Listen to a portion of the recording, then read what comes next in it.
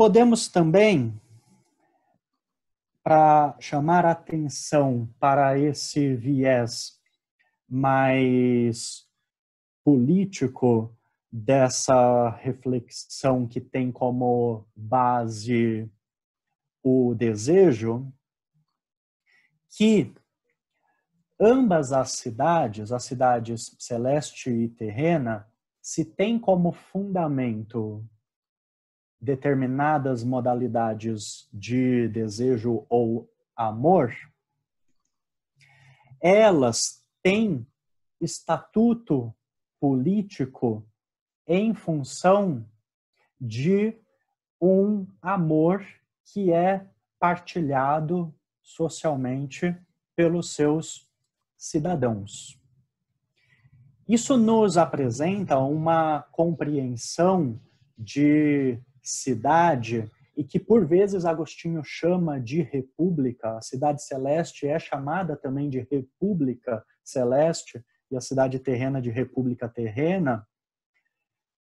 Ou seja, é uma reconsideração da res pública bastante espiritualizada e interiorizada, porque o vínculo de cidadania passa a ser um vínculo interior do cidadão a uma Luiz, cidade. aí é uma clara referência à República do Platão, ou não?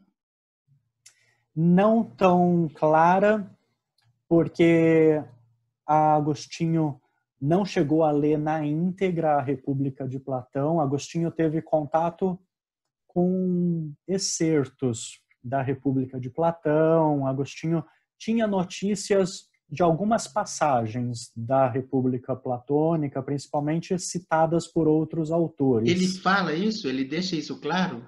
Ele deixa isso claro.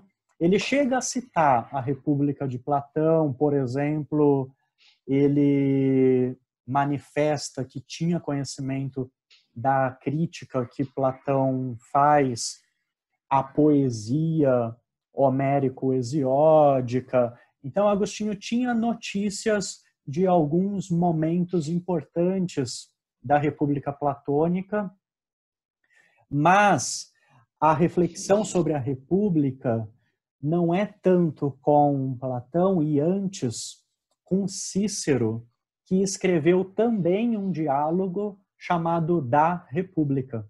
E aí, de fato, Cícero dá esse título quase homônimo à obra de Platão, porque do lado dele, Cícero, ele está mimetizando, mas ao mesmo tempo em ruptura, mimetizando-a e rompendo com a República de Platão. O que Cícero nos diz, em poucas palavras, a respeito da res pública, que diferente da República Platônica, a res pública de que ele trata na sua obra, Cícero, é uma república real, não é uma república ideal, inexistente historicamente, como a República Platônica, e mais, essa república concreta é Roma. Então, Cícero aprecia a República Romana como a realização na história da melhor forma de cidade, mas que veio a se corromper, que acabou se depravando ao não guardar observância aos seus valores fundadores. Chama atenção aí todo o apreço de Cícero à fundação de Roma. Daí a gente vê o quanto Agostinho está em diálogo com essa tradição republicana quando ele apresenta outra coisa como fundação das duas cidades. Mas ainda a fundação. E Cícero ainda considera, um pouco para retomar o que eu observava antes, que a realização da República Romana na história coincide com uma realização por parte dos romanos da natureza humana.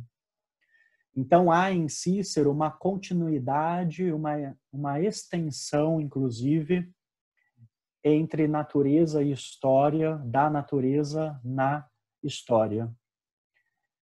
O que nos permite entender com mais clareza a descontinuidade entre natureza e história que há na obra agostiniana. É claro que Agostinho passa a entender uma outra concepção de natureza, uma outra concepção de história, e é somente por isso que ele pode conceber que o início da história coincide com o divórcio do ser humano com a natureza com que foi criado.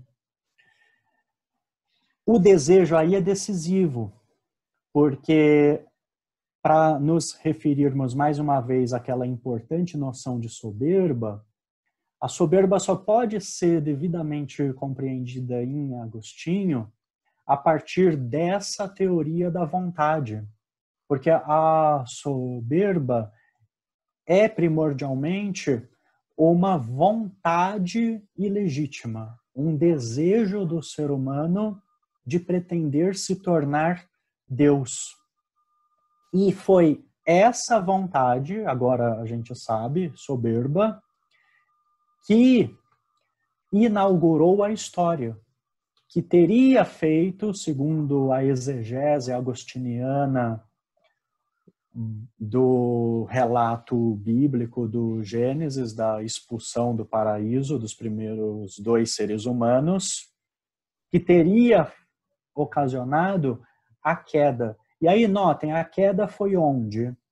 A queda foi para longe da natureza, para fora do paraíso, e em uma condição histórica, em uma condição, a rigor, danada, porque o ser humano passa a ter danos na sua natureza. A sua natureza não é mais íntegra, ela está danada, fraturada, e essa fratura foi originada, o que nos dá uma compreensão mais filosófica do pecado original. Ele é original porque ele originou essa fratura e deu, assim, a abertura para todas as demais faltas consequentes.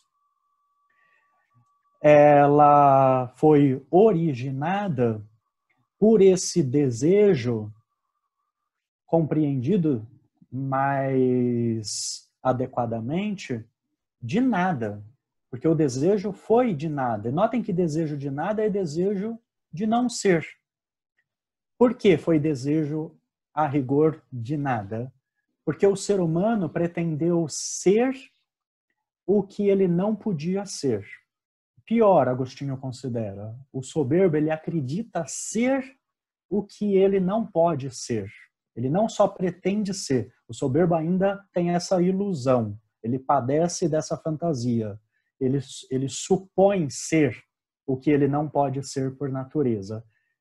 Então, se a soberba consiste nessa pretensão irreal e contraditória, note que os próprios termos que eu acabei de indicar foram termos de uma contradição, pretender ser o que não se pode ser,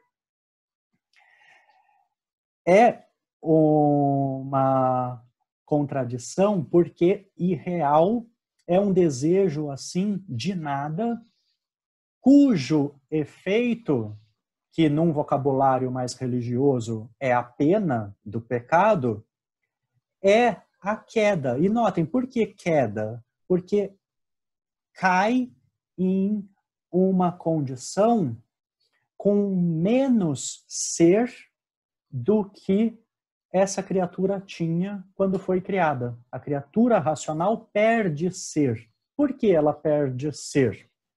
Porque ela rompe o seu elo fundamental com o Ser Supremo. Ela desejou abandonar o Ser Supremo.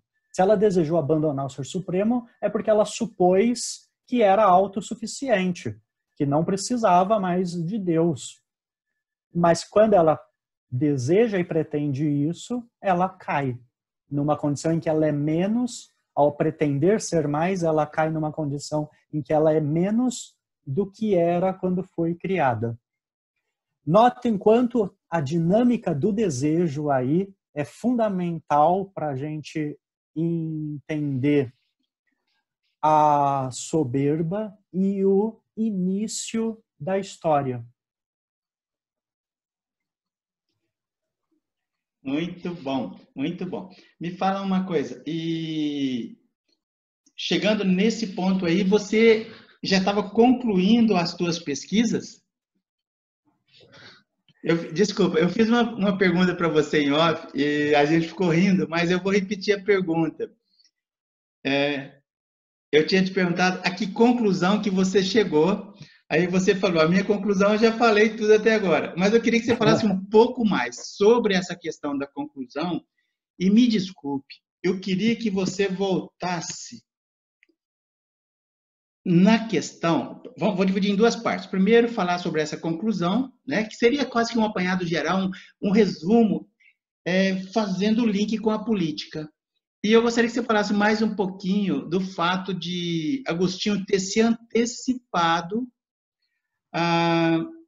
às origens do pensamento político na história. Por favor, fale um pouquinho mais sobre isso. A gente está caminhando para o fechamento.